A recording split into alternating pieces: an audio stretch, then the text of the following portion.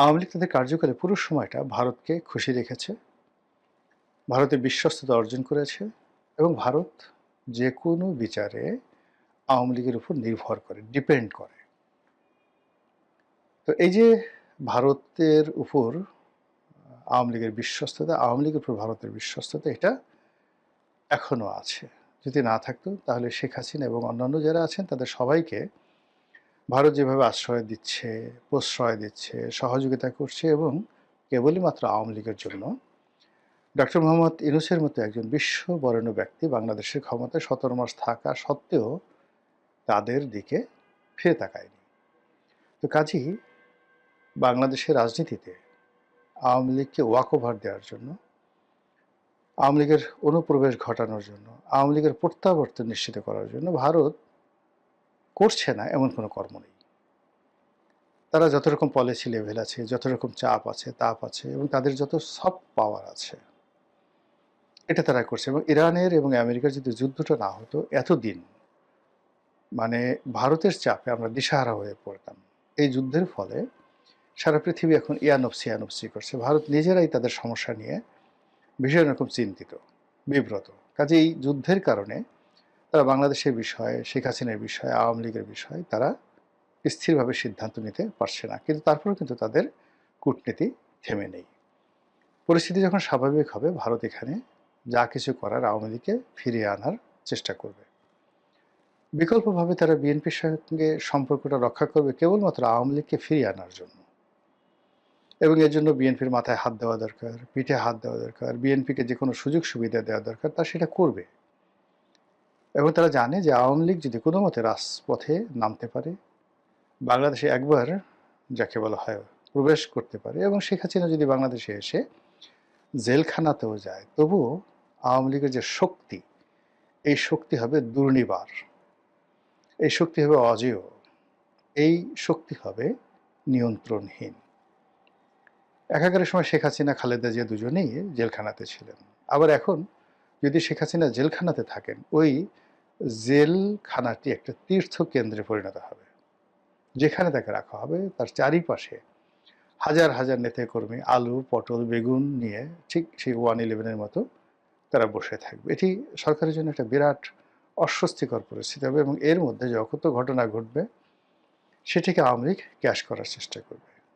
এবং এই সুযোগটাই আসলে ভারত দিতে চাচ্ছে আওয়ামী লীগকে এবং আওয়ামী লীগ সেইভাবেই নিজেদেরকে তারা প্রস্তুত করছে। তাদের অর্থ আছে, টাকা আছে, কানেক্টিভিটি আছে, সরকারের বিভিন্ন জায়গাতে তাদের লোকজন আছে এবং একই সঙ্গে আন্তর্জাতিক কানেক্টিভিটি আছে। তো সেইগুলো যখন একত্রে কাজ করবে তখন আওয়ামী লীগের যে ফিরে আসার গতি এটি হবে অনেকটা সুনামির মতো, মরুঝড় সাইমুমের মতো। দ্বিতীয় বিষয় হলো যে শহীদ প্রেসিডেন্ট জিয়াউর রহমান যেভাবে তার প্রয়োজনে আওয়ামী লীগকে এনেছিলেন, তার প্রয়োজনে শেখ হাসিনাকে এনেছিলেন, তার প্রয়োজনে আওয়ামী লীগকে রিভাইভ করেছিলেন, তার প্রয়োজনে আওয়ামী লীগের বিভিন্ন গ্রুপকে একত্রে বসানোর চেষ্টা করেছিলেন এবং তৎকালীন ডিজিএফআই দ্বারা আওয়ামী লীগের সব নেতাকর্মীদেরকে তিনি অর্থনৈতিকভাবে সাহায্য সহযোগিতা করার চেষ্টা করেছিলেন। এটা রাজনীতির জন্য দরকার ছিল। ঠিক একই অবস্থা যদি তার পুত্রের ক্ষেত্রে ঘটে, দেশের সার্বিক পরিবেশ পরিস্থিতি যদি এমন হয়ে যায় যখন তার একজন শক্তিশালী প্রতিদ্বন্দ্বী লাগবে বা রাজনৈতিক প্রতিপক্ষ লাগবে, সেক্ষেত্রে আওয়ামী লীগের বিকল্প নেই। তাহলে সরকারের প্রণোদনায় আওয়ামী লীগ ফিরে আসতে পারে এবং সেই ফিরে আসাটা হবে তাও ঝড়ের গতির মতো। সরকার বিরোধী যে পক্ষগুলো আছে, জামাত এবং অন্যান্য যে রাজনৈতিক দল, তারাও আওয়ামী লীগের দ্বারস্থ হতে পারে, অথবা আওয়ামী লীগ সরকারকে বিপর্যস্ত করার জন্য জামাতের সঙ্গে হাত মিলাতে পারে এবং এটার সম্ভাবনা খুবই বেশি, খুবই বেশি। এখানে দুটো জিনিস দেখেন, সেটা হলো বিএনপির একটা ব্রুট মেজরিটি আছে, জনপ্রিয়তা আছে, কিন্তু ভারতের সাথে সম্পর্ক, পাকিস্তানের সম্পর্ক, আমেরিকার সাথে সম্পর্ক, এই সম্পর্কের ক্ষেত্রে বিএনপির সাথে জামাত এগিয়ে আছে। অর্থাৎ পাকিস্তানের সাথে সম্পর্ক, তুরস্কের সাথে সম্পর্ক, মুসলিম বিশ্বের সাথে সম্পর্ক, আমেরিকার সাথে সম্পর্ক, আপনি জামাতকে যদি 100 নম্বর দেন, বিএনপিকে 10 নম্বর দিতে হবে। আবার এই রাষ্ট্রগুলোর প্রায় সকলের সঙ্গে আওয়ামী লীগের সম্পর্ক আছে। চীনের সাথে আছে, পাকিস্তানের সাথে আছে, তুরস্কের সাথে আছে, আমেরিকার সাথে আছে, আর অতিরিক্ত ইন অ্যাডভান্স আছে ভারতের সাথে।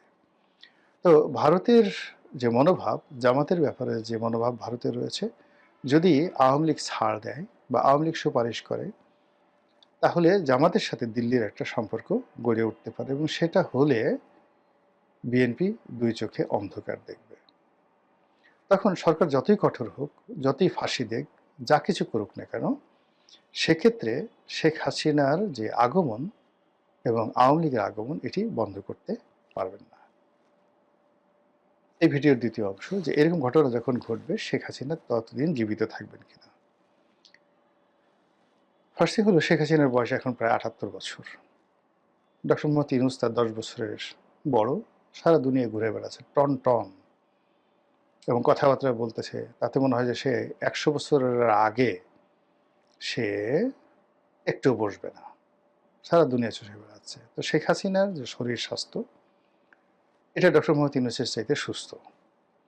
শেখ হাসিনার যে শক্তিমত্তা, তার কথার যে ধারাবাহিকতা, তার বুদ্ধিমত্তা, তার প্রখরতা এবং বয়সের কারণে যে জটিলতা নারীদের শরীরে হয়, তার একটিও শেখ হাসিনার মধ্যে নেই।